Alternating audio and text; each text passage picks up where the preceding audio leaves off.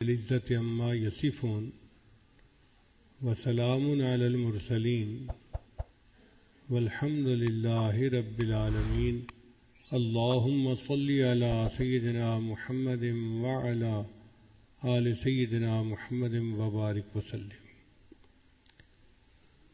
دین اسلام کی بنیاد 5 ستونوں پر ہے۔ بنی الاسلام علی 5، اس میں ہے ایک ایمان، پھر نماز، پھر روزہ، زکوٰۃ اور حج، یہ 5 اعمال بنتے ہیں۔ ایمان لانے کے بعد سب سے اہم عمل نماز ہے، اور قیامت کے دن سب سے پہلے اسی کے بارے میں پوچھا جائے گا۔ روز محشر کے جہاں گداز بود، اولی پرسش نماز بود، سب سے پہلے نماز کے بارے میں پوچھا جائے گا۔ اور نماز کی پابندی نہ کرنے کی وجہ سے اکثر لوگ جہنم میں جائیں گے۔ چنانچہ قرآن مجید میں اللہ تعالیٰ فرماتے ہیں کہ جہنمیوں کو جہنم کی آگ میں جلتا دیکھ کر فرشتے پوچھیں گے کہ تم کون سا عمل کرتے تھے کہ تم اس بری جگہ جہنم میں آ گئے؟ قالوا لم نک من المصلین، پہلا جواب وہ یہ دیں گے کہ ہم بے نماز تھے۔ تو جہنم میں جانے کی بنیادی وجہ بے نمازی ہونا، اور اعمال بھی ہیں مگر یہ عمل خصوصیت کے ساتھ، اس لیے نماز کو بنانے کی ضرورت ہے۔ نبی علیہ السلام صحابہ کو نماز پڑھ کے دکھاتے تھے اور فرماتے تھے صلو کما رأیتمونی اصلی، کہ جس طرح میں تمہارے سامنے نماز پڑھ رہا ہوں تم بھی اسی طرح نماز پڑھنے کی کوشش کرو۔ تو نماز کو سیکھنا یہ گویا صحابہ کی سنت ہے، انہوں نے نبی علیہ السلام سے سیکھی، اور ہر دور اور ہر زمانے میں مریدین اپنے شیوخ سے نماز سیکھتے رہے۔ آج کے دور میں ہم یہ سمجھتے ہیں کہ شاید بیت کے تعلق کے بعد بس تعویذ دھاگے ہوتے ہیں جن سے کام چلتے ہیں۔ ایسی بات نہیں ہے۔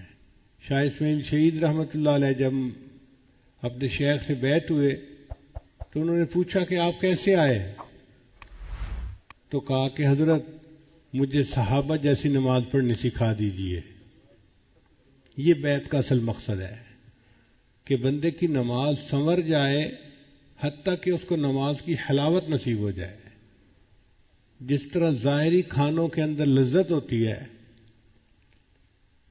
بریانی کے اندر اپنی لذت ہے، آئس کریم کے اندر اپنی لذت ہے،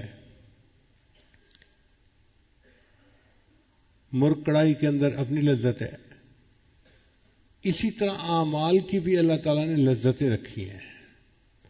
اگر انسان کا دل صاف ہو تو وہ ان لذتوں کو محسوس کر سکتا ہے۔ ہم نے دیکھا ہے بعض لوگوں کی لذت کی جو حص ہوتی ہے وہ ختم ہو جاتی ہے، ان کو پتہ ہی نہیں چلتا وہ نمکین چیز کھا رہے ہیں یا میٹھی چیز کھا رہے ہیں۔ وہی حال آج ہمارا ہے کہ اعمال کی لذت کی حص ختم ہو چکی گناہوں کی وجہ سے، پتہ ہی نہیں چلتا ہم نماز پڑھ رہے ہیں یا تلاوت کر رہے ہیں یا ذکر کر رہے ہیں۔ انسان اگر اپنے قلب کی کیفیت کو جانچنا چاہے، اس کا ایک لٹمس ٹیسٹ ہے۔ لٹمس ٹیسٹ کہتے ہیں کہ آپ کے پاس ایک چھوٹی سی کوئی یعنی پرزہ ہے کاغذ کا، اس کو آپ ڈبوئیں سولوشن میں اور پھر بتا دیں کہ جی اب شوگر کم ہے، شوگر زیادہ ہے، فلاں ہے فلاں ہے، آسانی سے پتہ چل جاتا ہے۔ حسن بصری رحمۃ اللہ فرمایا کرتے تھے کہ ہر انسان اپنے دل کی کیفیت کو جانچ سکتا ہے 3 اعمال کو دیکھے۔ اگر اس کا دل ذکر میں لگتا ہے، دل چاہتا ہے کہ مجھے ٹائم ملے، میں لمبا مراقبہ کروں، میں لمبا بیٹھ کے لا الہ الا اللہ کی تحلیل کے ساتھ ذکر کروں، اگر دل اس کے لیے ترستا ہے کہ مجھے ایسا ٹائم ملے، تو اس کا مطلب ہے ذکر کی لذت ہے۔ اور اگر مراقبے میں بیٹھنے کو دل ہی نہ کرے، یا مراقبے میں بیٹھتے ہی دنیا کے خیالات، شیطانی شہوانی خیالات، اس کا مطلب یہ کہ ذکر کی لذت حاصل نہیں ہے۔ ہمارے بعض بزرگ گھنٹوں مراقبہ کرتے تھے. چنانچہ حضرت مولانا حسین علی وہاں بچنا والے ایک بزرگ گزرے ہیں، بڑے مفسر قرآن تھے. ہمارے حضرت نے ان سے تفسیر قرآن کا علم سیکھا. حضرت فرماتے تھے کہ وہ عشاء کے بعد مراقب ہوتے تھے اور پوری رات مراقب رہتے تھے. ان کے ہاں خانقاہ میں مراقبے کی ابتدا ہوتی تھی تو اختتامی دعا نہیں ہوتی تھی. مریدین کو کہا ہوا تھا کہ جو بندہ تھک جائے وہ اٹھ کے چلا جائے. ایک گیا، دوسرا گیا، تیسرا گیا، حتیٰ کہ سب اٹھ کے چلے جاتے تھے. حضرت اکیلے رہ جاتے تھے. جب دیکھتے کہ کوئی بھی اور نہیں تو تہجد کی نیت باندھ لیا کرتے تھے. پوری رات اللہ کی یاد میں گزار دینا.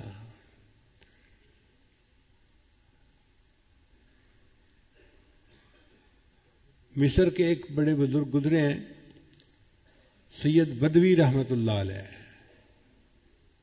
ان کے بارے میں آتا ہے کہ وہ 40 دن کا مراقبہ کیا کرتے تھے. تو مجھے حیرت ہوئی کہ 40 دن کا. تو کتاب میں تفصیل لکھی ہوئی تھی کہ وہ صرف نماز کے لیے اٹھتے تھے اور جماعت کے ساتھ نماز پڑھ کے پھر مراقب، یا کسی وقت بھوک پیاس کی وجہ سے اٹھتے تھے اور کھانا کھا کے پھر مراقب. 40 دن وہ مراقبے ہی کی صورت میں گزارا کرتے تھے. اور اس کی وجہ سے ان کے چہرے پہ اتنا نور آ گیا تھا کہ لوگ ان کے چہرے کی نورانیت کو دیکھ نہیں سکتے تھے. تو آخری عمر میں وہ چہرے کو چھپایا کرتے تھے. جیسے عورتیں چہرے پہ نقاب رکھتی ہیں نا پردے کی وجہ سے، وہ اس طرح چہرے پہ نقاب رکھتے تھے. ایک مرتبہ ان کے خادم نے کہا کہ مجھے اتنا عرصہ ہو گیا خدمت کرتے ہوئے، آپ مجھ سے بھی چہرہ چھپاتے ہیں، مجھے تو اپنا چہرہ چھپا دیجیے.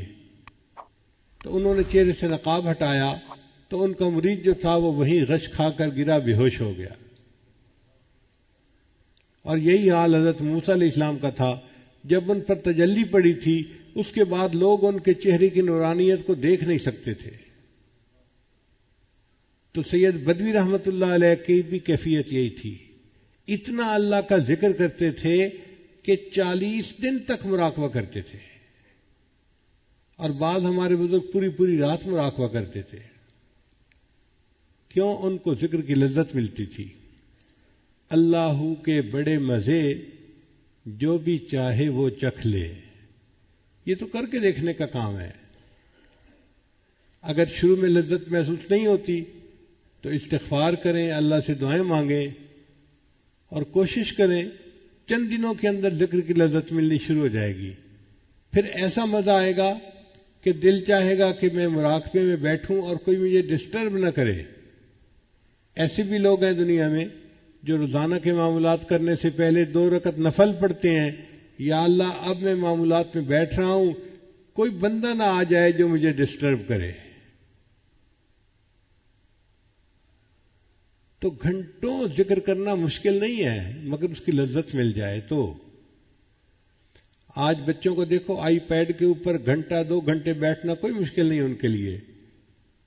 اگر ایک بچے کو آئی پیڈ پہ تصویریں دیکھنے کا اتنا مزہ آتا ہے تو اللہ والے جو ذکر میں بیٹھتے ہیں ان کو بھی اپنے دل کی سکرین پہ پتہ نہیں کیا دیکھنے کا مزہ آتا ہے. رہوں بیٹھا میں اپنا سر جھکا کر،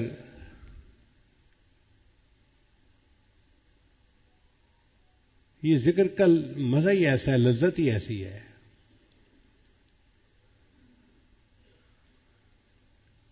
ویسے ایک دستور ہے کہ دنیا میں کسی بھی بڑے آدمی کو آپ ملنے کے لیے جائیں تو آپ کو انتظار میں بیٹھنا پڑے گا. مثلا آپ جائیں جی میں پولیس کے بڑے سے ملنا ہے تو یہ نہیں ہو سکتا کہ آپ جائیں اور سیدھا دفتر میں اس کے سامنے جا کے بیٹھ جائیں.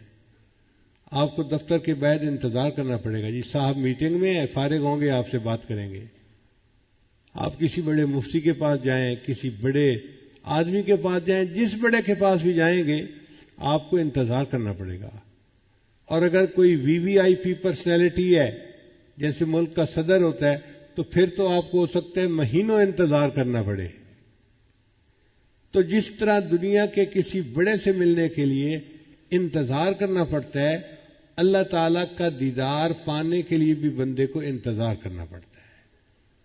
اب یہ انتظار دنیا میں اگر شروع کر دیں تو ہر روز آدھے گھنٹے کا مراقبہ، 1 گھنٹے کا مراقبہ، میرے وہ جو انتظار کا ٹائم ہے وہ پورا ہوتا جا رہا ہے.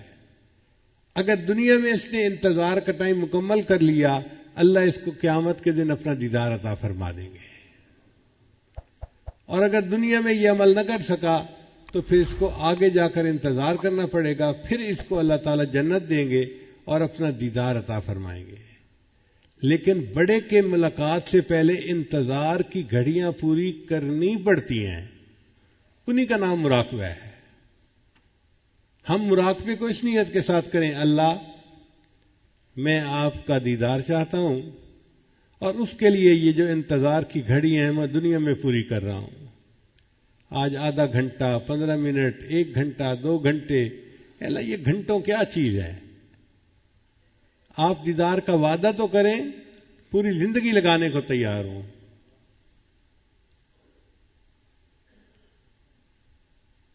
سر طور ہو، سر عرش ہو، ہمیں انتظار قبول ہے. سر طور ہو، سر حشر ہو، ہمیں انتظار قبول ہے. وہ کبھی ملے، وہ کہیں ملے، وہ کبھی صحیح، وہ کہیں صحیح.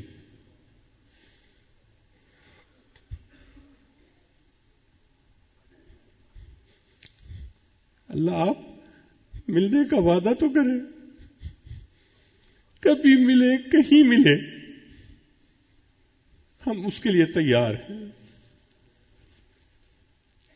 تو جب دل کی یہ کیفیت ہوگی پھر ذکر میں بیٹھنا مشکل نہیں ہوگا. انسان مصروفیات میں سے ٹائم نکال لے گا اور کچھ نہ کچھ وقت نکال کے روزانہ اللہ کی یاد میں بیٹھے گا. جس طرح ذکر کی لذت ہے اسی طرح اللہ کے قرآن پڑھنے کی بھی لذت ہے، مگر وہ لذت ہر بندہ نہیں محسوس کر سکتا. جس طرح نابالغ بچہ بلوغ کی لذت سے واقف نہیں ہو سکتا، جو انسان اپنے دل کی صفائی نہ کرے وہ قرآن کی لذت سے واقف نہیں ہو سکتا. اور جن کو لذت آتی ہے وہ پوری پوری رات قرآن کی تلاوت کرتے ہیں.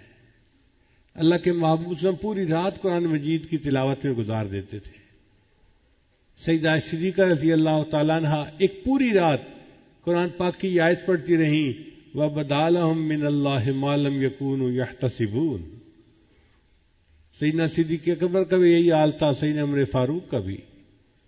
امام اعظم ابو حنیفہ رحمۃ اللہ علیہ بھی پوری پوری رات قرآن کی تلاوت کرتے رہتے تھے. عشاء کے وضو سے فجر کی نماز پڑھا کرتے تھے، ان کو لذت ملتی تھی. تذکرۃ الحفاظ ایک کتاب ہے جس میں قرآن مجید کے حفاظ کے واقعات ہیں. اس میں نے ایک عجیب واقعہ پڑھا. لکھا ہوا تھا کہ ایک نوجوان کی شادی ہوئی تو پہلی رات وہ بیوی سے ملاقات کے لیے کمرے میں گیا، ایک دوسرے کے ساتھ سلام کیا اور میاں بیوی دونوں نے یہ فیصلہ کیا کہ ہم 2 رکعت نفل پہلے پڑھ لیتے ہیں پھر آپس میں ملاقات کریں گے. چنانچہ خاوند نے مصلی پہ نیت باندھ لی اور بیوی نے ذرا پیچھے نیت باندھ لی. اب یہ بچہ پوری رات عبادت کرنے کا عادی تھا. جب اس نے قرآن مجید کی تلاوت شروع کی تو اس کو مزہ آیا، لطف آیا. یہ قرآن مجید پڑھتا رہا حتیٰ کہ فجر کی اذان کا وقت ہو گیا. جب سلام پھیرا تو اس وقت اس کو محسوس ہوا اور میری تو شادی کی پہلی رات تھی اور بیوی تو میرے پیچھے بیٹھے میرا انتظار کر رہی ہے. بیوی نے بھی کہا آپ خود بھی تھکے اور آپ نے مجھے بھی ساری رات تھکا دیا. تو وہ نوجوان کہنے لگا اچھا میں فجر کی نماز پڑھنے جاتا ہوں، واپس آؤں گا پھر ہم ملاقات کر لیں گے. فجر کی نماز پڑھی تو دوستوں سے ملاقات ہو گئی. تو نوجوان بچے آپس میں باتیں تو کرتے ہی ہیں. کسی نے کہا بتاؤ بھائی بیوی سے ملاقات ہوئی تو کیسی بیوی ملی تمہیں؟ وہ سچ کا زمانہ تھا، جھوٹ نہیں بولتے تھے. اس نے کہا جی میری تو بیوی سے ملاقات ہی نہیں ہوئی. وہ کہنے لگے تو بھی کیسا مرد ہے کہ بیوی ساری رات تیرے پاس رہی، تیرے کمرے میں رہی، اور تو کہتا ہے کہ ملاقات کا وقت ہی نہ ملا۔ اس وقت اس نے کہا کہ اللہ کی قسم، میں نے 2 رکعت نفل کی نیت باندھی تھی، قرآن مجید کی لذت مجھے ایسی ملی، ذہن سے خیال ہی نکل گیا کہ بیوی انتظار میں بیٹھی ہوئی ہے۔ تو ذکر کی اپنی لذت ہے، قرآن مجید کی اپنی لذت ہے، اور نماز کی اپنی لذت ہے۔ سب سے پہلے درجے پر ہے ذکر کی لذت، پھر اس سے اونچے درجے پہ ہے قرآن مجید کی لذت، اور اس سے بھی اونچے درجے پہ ہے نماز کی لذت۔ ذکر کی لذت ایسی ہے جیسے کوئی دور سے بیٹھ کے محبوب کو یاد کرتا ہے، اس کو بھی مزہ آتا ہے۔ جو دور سے بیٹھا اپنے محبوب کے خیالات میں مگن ہے، اس کو مزہ آتا ہے۔ ذکر کی لذت ایسے ہی ہے۔ اور قرآن مجید کی لذت ایسے ہے جیسے کوئی اپنے دوست سے ٹیلی فون پہ گفتگو کر رہا ہو۔ تو یاد کرنے کا مزہ کم ہے، گفتگو کرنے کا مزہ اس سے زیادہ ہے۔ اور نماز کی لذت ایسے ہے جیسے محبوب کے سامنے بیٹھ کے اس کا دیدار کر رہا ہو اور بات چیت کر رہا ہو، اس کا مزہ سب سے زیادہ ہے۔ تو نماز کی کیفیت ہے کہ جیسے بندہ اللہ کا دیدار کر رہا ہے اور اس سے ہم کلامی بھی کر رہا ہے۔ اس لیے نبی صلی اللہ علیہ وسلم نے فرمایا ان تعبد اللہ کا انک ترا، تو اللہ کی عبادت ایسے کر جیسے تو اسے دیکھتا ہے۔ فإن لم تکن تراہ فإنہ یراک، اور اگر تیری یہ کیفیت نہیں تو کم از کم اتنی کیفیت حاصل کر لے کہ اللہ تجھے دیکھ رہا ہے، تو اللہ کے سامنے کھڑا ہے۔ ایسی نماز کو بنانا ہم میں سے ہر بندے کے لیے لازم ہے۔ اب یہ نماز کیسے بنائیں، اس کے لیے فکر مند ہونے کی ضرورت ہے۔ سب سے پہلی بات کہ ذکر کثرت کے ساتھ کیا جائے۔ جتنا ذکر کثرت کے ساتھ کریں گے اتنا نماز کی کیفیت بہتر ہو جائے گی۔ دوسری بات کہ نماز کا ترجمہ آنا چاہیے ہر لفظ کا، تاکہ جب آدمی نماز کے الفاظ پڑھ رہا ہے تو صرف الفاظ ہی نہ پڑھے، ان الفاظ کے پیچھے ایک کیفیت ہے وہ حاصل ہونی چاہیے۔ اور تیسرا یہ کہ اپنی نگاہوں کو کنٹرول رکھے، قیام میں نگاہیں سجدے پر ہوں، رکوع میں پاؤں کے انگوٹھوں پر، سجدے میں ناک کے اوپر، اور اتحیات میں اپنے دامن کے اوپر۔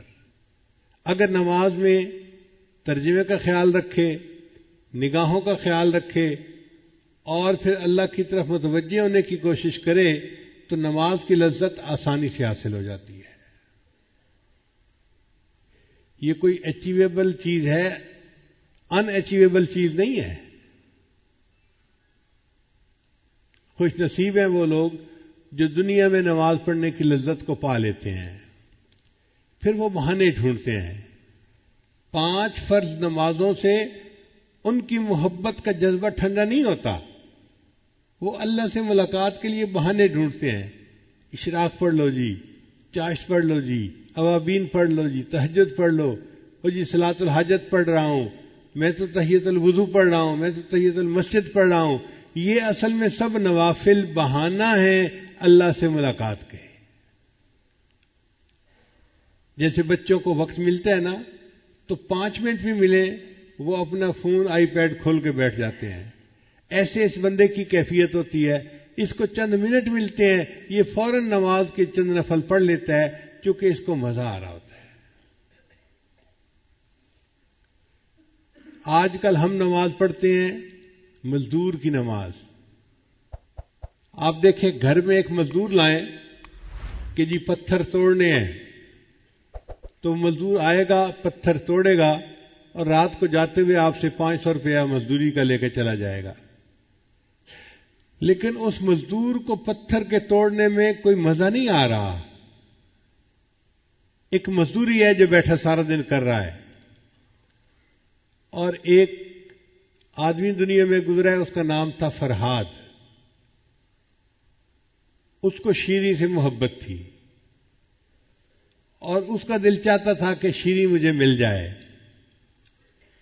تو اس کو کسی نے شرط لگا دی کہ اگر تم پہاڑ کھودو اور اس میں سے نہر کوئی نکل آئے پانی کی تو پھر تمہیں نکاح کر دیا جائے گا.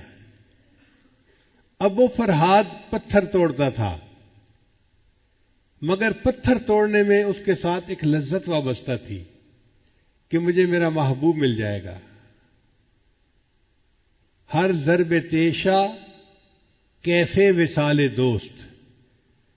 وہ جو کلہاڑا مارتا تھا پتھر کے اوپر تو ہر ضرب لگانے پر اس کو ایسے لگتا تھا جیسے مجھے میرے دوست کے وصل کا مزہ مل رہا ہے. ہر ضرب تیشا کیفے وصال دوست. فرہاد میں جو بات ہے مزدور میں نہیں.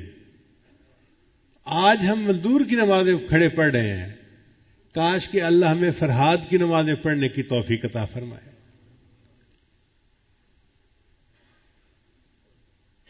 نماز کو بنانے کے لیے نماز کے باہر اعمال کو دیکھنا پڑے گا. اس کی مثال یوں سمجھیں، ایک بندہ باکسنگ کا مقابلہ کرنا چاہتا ہے تو جیسے ہی ڈیٹ فکس ہوتی ہے وہ بندہ اپنا ورزش کرنا شروع کر دیتا ہے. روزانہ 2-4 گھنٹے پریکٹس کرتا ہے. کبھی لیدر کے پلوں کو مکے مار رہا ہے، کبھی جاگنگ کر رہا ہے، کبھی فلاں کر رہا ہے، کبھی فلاں کر رہا ہے. یہ ایکسرسائز وہ کیوں کر رہا ہے؟ اس کے مسل بلڈ اپ ہو جائیں اور وہ وقت کے اوپر اچھا مقابلہ کر سکے. جتنی اچھی اس نے ایکسرسائز باہر کی ہوگی اتنا اچھا اس کی پرفارمنس رنگ کے اندر ہوگی. اور اگر کوئی بندہ مقابلہ تو سیٹ کر لے پھر سویا پڑا ہو، اب اس سے کوئی پوچھے بھئی تمہارا مقابلہ ہے، اور جی جب میں رنگ میں جاؤں گا تو دیکھی جائے گی، آپ بتائیں اس کا کیا حال ہوگا؟ یہ رنگ میں جائے گا تو ایک راؤنڈ بھی مقابلے میں نہیں کھڑا ہو سکے گا، ایک مکہ لگے گا اور یہ ناک آؤٹ ہو جائے گا. وجہ کیا تھی؟ کہ اس نے مقابلے کی تیاری نہیں کی ہوئی تھی. اسی طرح ہم لوگ اگر اپنی نماز بنانا چاہتے ہیں تو ہمیں نماز کے باہر تیاری کرنی پڑے گی. اور نماز کے باہر تیاری کیا ہے؟ ذکر کی کثرت کرنا، مسنون دعائیں پڑھنا، گناہوں سے بچنا. یہ نماز کے باہر کی تیاری ہے. اب جو بندہ ذکر میں لگا ہوا ہے تو 80-90% اس کی توجہ اللہ تو پہلے بنی ہوتی ہے. پھر جب مصلی پہ کھڑا ہو کے اللہ اکبر کہتا ہے تو 90% کا 100% ہو جانا کوئی مشکل کام نہیں ہوتا. ہم غفلت کی زندگی گزارتے پھر رہے ہوتے ہیں، مصلی پہ آ کے اللہ اکبر کہتے ہیں تو ایسے تو نہیں ہو سکتا کہ غفلت سے یکدم ہمیں حضوری کی کیفیت حاصل ہو جائے. آپ فرق کا اندازہ لگائیں نا. ایک ہماری زندگی ہے کہ نماز کے دوران بھی اللہ سے غافل ہیں، حالت نماز میں بھی دنیا کے خیالات ہیں، حالت نماز میں بھی بندوں کے خیالات ہیں، نماز میں کھڑے ہوئے بھی اللہ سے غافل ہیں. اور ایک اللہ کے وہ بندے ہیں جو بازار میں بیٹھے ہیں، خرید و فروخت کر رہے ہیں. اللہ فرماتے ہیں رجال اللہ تلہیہم تجارت ولا بیع عن ذکر اللہ. ان کو تجارت اور خرید و فروخت اللہ کے ذکر سے غافل نہیں کرتی. ایک وہ بلندی دیکھیں کہ تجارت کرتے ہوئے بھی اللہ سے غافل نہیں ہوتے، اور ایک ہم ہیں کہ نماز کی حالت میں کھڑے ہوئے اللہ سے غافل ہیں. اب ہیں کہاں اور پہنچنا کہاں ہے؟ اس لیے ہمیں چاہیے کہ ہم کثرت کے ساتھ ذکر کریں تاکہ ہمیں ذکر کی لذت نصیب ہو، پھر ہمیں قرآن مجید کی تلاوت کی لذت نصیب ہو، اور پھر ہمیں نماز کی لذت نصیب ہو. جس بندے نے دنیا میں نماز بنا لی وہ گویا کامیاب ہو گیا. اللہ تعالیٰ نے قرآن مجید میں 700 سے زیادہ دفعہ فرمایا ہے اقیموا الصلاۃ، نماز قائم کرو، نماز قائم کرو، نماز قائم کرو. ہم بچے کو ایک کام ایک دفعہ کہہ دینا تو سمجھتے ہیں ایک دفعہ کہہ دیا کافی ہے. ہماری کیا حالت ہے؟ اللہ تعالیٰ ہے، وہ مالک الملک ہے. وہ ایک دفعہ کہہ دیتے بندوں کے لیے کافی تھا، یہ کہہ دیا. اس نے 700 مرتبہ اس بات کو ریپیٹ کیا، نماز قائم کرو، نماز قائم کرو. تو اس کا مطلب ہے کہ نماز کی کوئی اہمیت ہے نا. امام ربانی مجد الثانی رحمۃ اللہ فرماتے ہیں کہ جنت میں جنتیوں کو اللہ کا دیدار نصیب ہوگا. جنت میں جنتیوں کو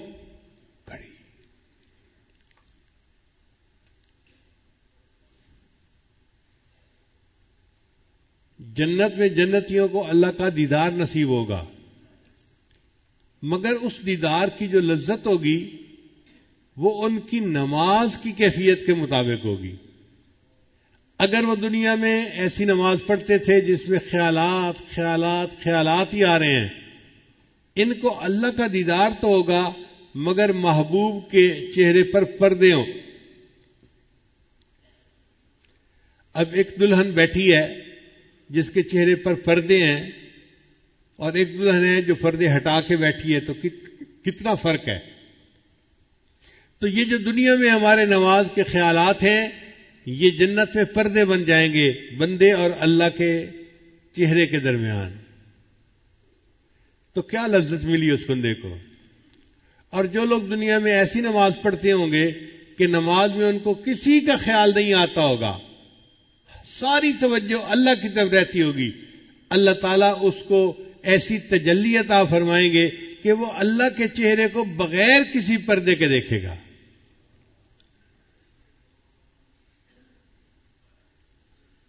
اس کو کہتے ہیں تجلی ذاتی دائمی، کہ اللہ کی تجلی کسی کو مل جائے اور دائمی مل جائے ہمیشہ کے لیے. یہ ہمیں نماز کی طرف سے ملے گی. امام ربانی مجد ثانی اپنے مکتوبات میں لکھتے ہیں، اگر نماز نہ ہوتی تو محبوب کے رخ سے پردہ کون ہٹاتا اور دیدار کی لذت کون پا سکتا. یہ تو نماز ہی ہے جو انسان کے لیے اس کام کو آسان بنا دیتی ہے. اور وہ فرماتے ہیں کہ جو لوگ قوالیوں میں اور ادھر ادھر کے کاموں میں لگے ہوتے ہیں، اصل وجہ یہ کہ ان کو نماز کی لذت حاصل نہیں ہوئی ہوتی، اس لیے ان کو غنا میں سکون ملتا ہے، ان کو نعتوں میں اور پڑھنے میں اور اشعار میں سکون ملتا ہے. جن کو نماز میں لذت ملتی ہے ان کو پھر کوئی اشعار سننے کی ضرورت پیش نہیں آتی. تو ہم اپنی نماز کو بنائیں تاکہ ہمیں اللہ تعالیٰ کے ہاں کامیابی نصیب ہو، اور قیامت کے دن جب اللہ کے حضور پیش ہوں تو اللہ تعالیٰ ہماری نماز کو دیکھ کے خوش ہو جائیں. بیعت ہونے کا اصل مقصد بھی یہی ہے، اور اسی کے لیے محنت کرنی چاہیے. اور جو بندہ محنت کرتا ہے اللہ اس کو اس کی مراد عطا فرما دیتے ہیں. دعا ہے اللہ تعالیٰ ہماری نمازوں کو حضور والی نمازیں بنا دے، نور والی نمازیں بنا دے، اور غفلت سے اللہ ہماری جان چھڑا دے، اور اللہ تعالیٰ ہمیں اپنے ذاکر بندوں میں شامل فرمائے. وآخر دعوانا ان الحمد للہ رب العالمین.